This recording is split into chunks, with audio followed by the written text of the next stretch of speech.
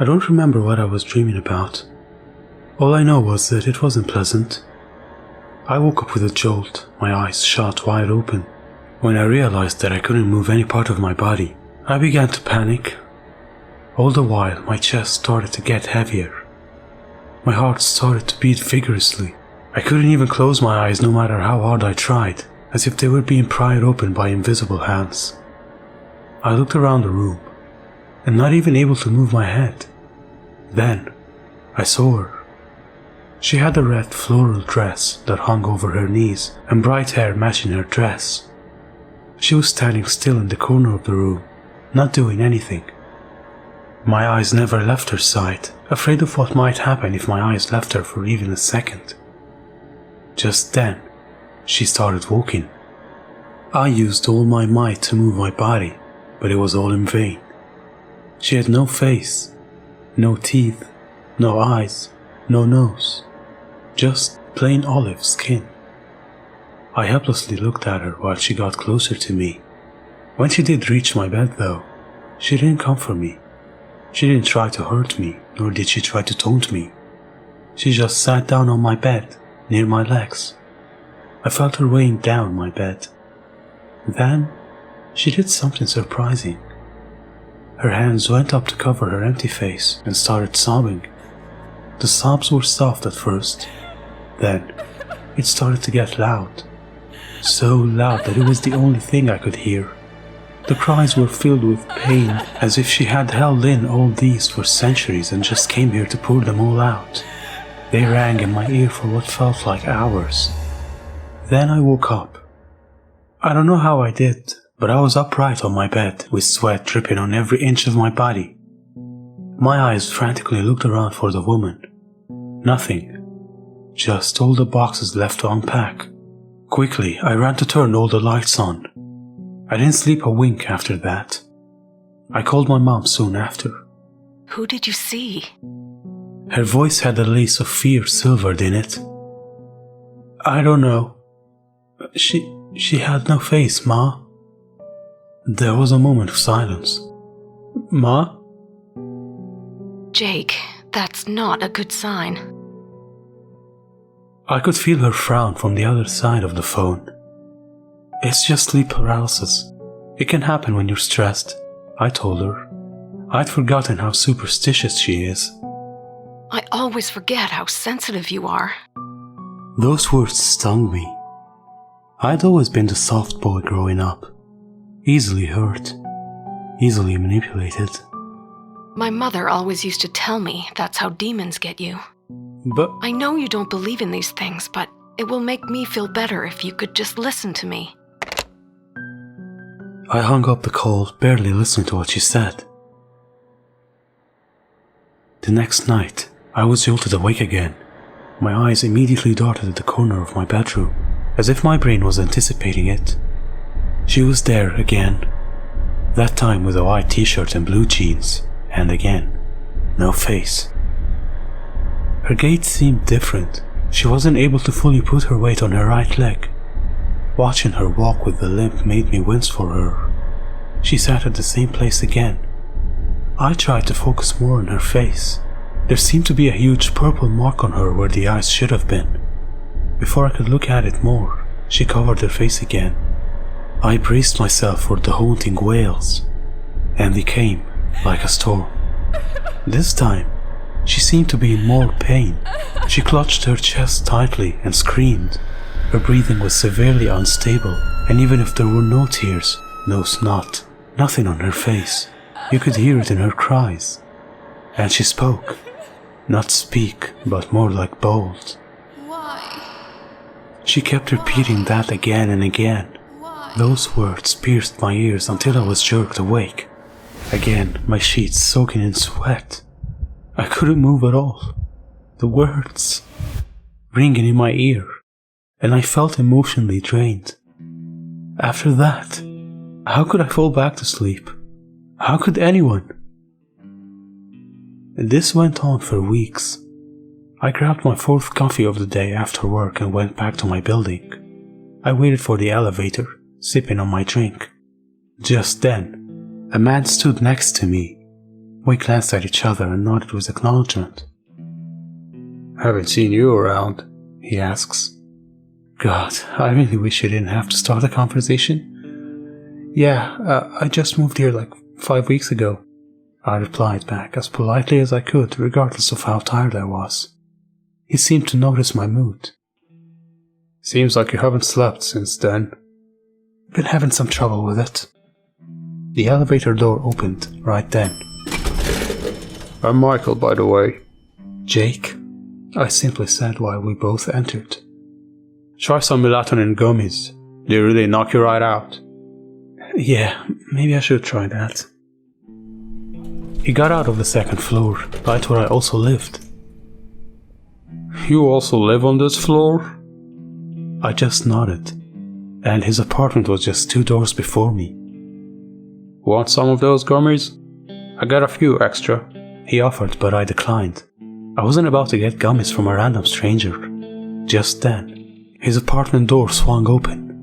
"Mira, babe," he greets a woman, who then looks at me. My heart started to beat rapidly, cold sweats dripping, and I lost control of my hand. The coffee bottle slipped out. "Whoa, are you okay?"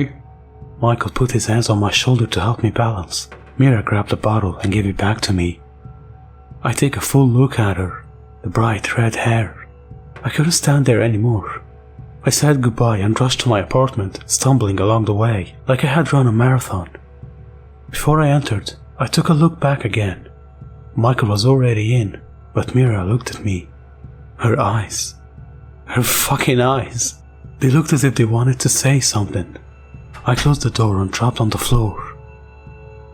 With my hands on my head, I tried to calm my rapid heart rate. It couldn't be her. How could it be her? It's just sleep paralysis. Nothing is real. But the fading bruise on her eye, the red hair, the same floral dress I saw on her the first day. And even if it was just a coincidence that they looked familiar, the deja vu was intense, knocking every other thought out of me. Just a dream. Just a dream. Just a fucking dream.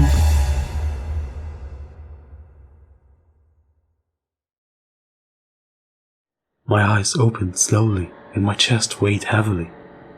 The dread slowly creeped in as I realized. It's happening again. I turned my head towards where she always came. It was her, Mira. Her eyes, her nose, her lips, they were all there. Every missing puzzle piece was filled in. Even the bruise, the dress she was wearing today. She was no longer faceless. She walked towards me as always, the same routine, sat on the end of my bed, and it began, as always, the goddamn cries. I turned my head to the ceiling and listened to her, as if it was a melody she was just wailing. Maybe if I listened closely, I'd know something. I met Mira 2 days after the incident, while waiting for the elevator. I clasped my back tightly with my heart beating fast. I didn't know if she could sense my discomfort.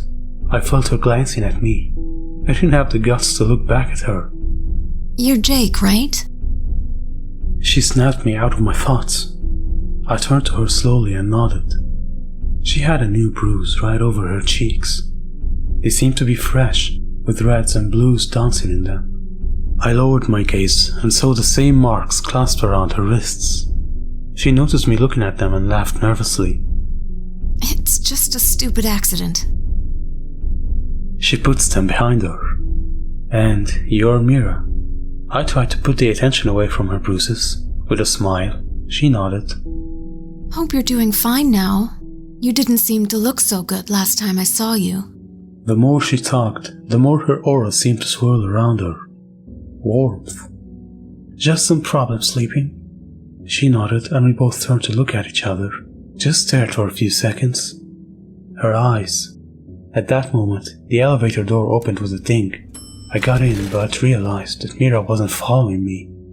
I held the open button and waited for her to get in, yet she stayed where she was. Something in her posture seemed off, the way her fingers were playing with each other and the way she was visibly clenching her jaw. "Mira?" "Go ahead, Jake." I left something back home.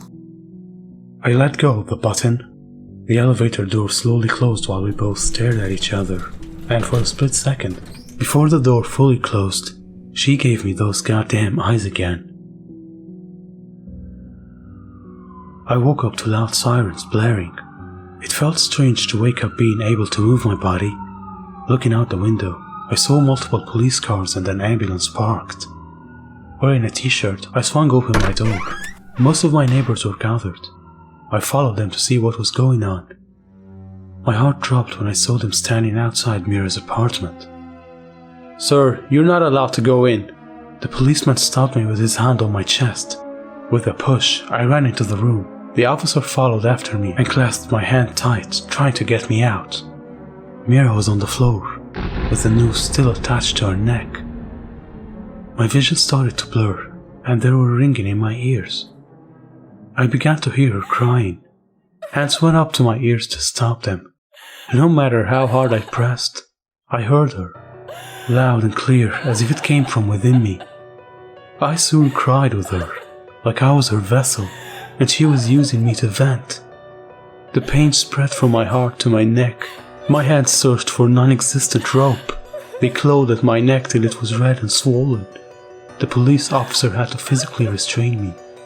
EMTs did everything they could to help.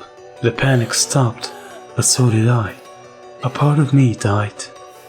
Then I saw him, Michael, sitting down on the bed, being questioned. I saw his body language, giving out an aura of confidence, even in this situation. There was something swirling around him, different from that of Mira. Coldness. He locked eyes with me, and I noticed a shift in them before he broke contact. I took a look at Mira's stiff body again. Those bruises on her hands and face were still clear, and her eyes, how were they still open?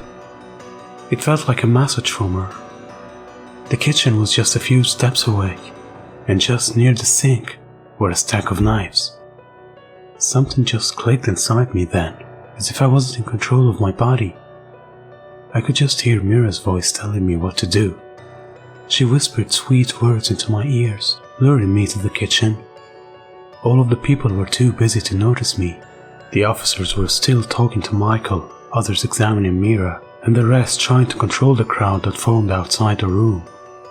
I slowly walked towards the kitchen and hid a knife under the blanket and walked back towards where Michael was standing. The officers left just in time to get to him. He turns to me with a confused look. I didn't know you and Mira were close.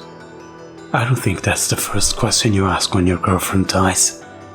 Before he could react, I pierced the knife right through his chest. There was so much more resistance than I expected, but I was fueled from the inside, as if something else helping me power through. There were 4 more stabs before the police pinned me down. Michael's body fell right next to me. He was already gone when he fell, crimson red staining the grey carpet. I know I should have felt something then. Remorse, guilt, sorrow. I felt none of that. Instead, there was relief. From what, I'm not sure, but I felt it. The police officers were yelling loudly. I couldn't comprehend what they were saying. I kept looking at Michael's eyes as the paramedics tried to stop the bleeding. Those eyes. And I smiled. My mom could barely look me in the eyes, her own puffy, swollen, and red. Why, Jake? I didn't know what to say. She wouldn't even have understood, even if I gave her the full story. Leaning forward, I shrugged. He was. I put my hand on the clear pane, forcing her to look at me. Not a good person, Ma. I don't regret anything. She just stared, and I could tell what she was thinking behind those eyes. She couldn't see me and myself. Her son was gone. The silence in the room was deafening. The breathing of the guards was apparent. Not saying a word, she puts the phone back, the click amplified. She doesn't meet me in the eyes before leaving. I don't bother calling out to her, just watch her leave because I know it's the last time I will ever see her. The guards escort me back to my cell. That's where Mira stays. She sits on the side of my bed as usual. I smile when I see her, and so does she. Mira looks happier ever since that day. There are no more bruises and no more crying. She's free, and she keeps me company. That's the one thing helping me stay sane during my time in prison. I'm sorry about your mom, She says, putting a hand on my shoulder. She doesn't have to ask what happened. She always knows. I put my hand over hers. She wouldn't have understood no matter what. I know I should have felt some sort of sadness that have let down my own mother, but it has been a long while since I felt something. I'm not the same sensitive boy. Never mind that now, I tell her. We both look at each other with wide smiles on our faces. And those eyes.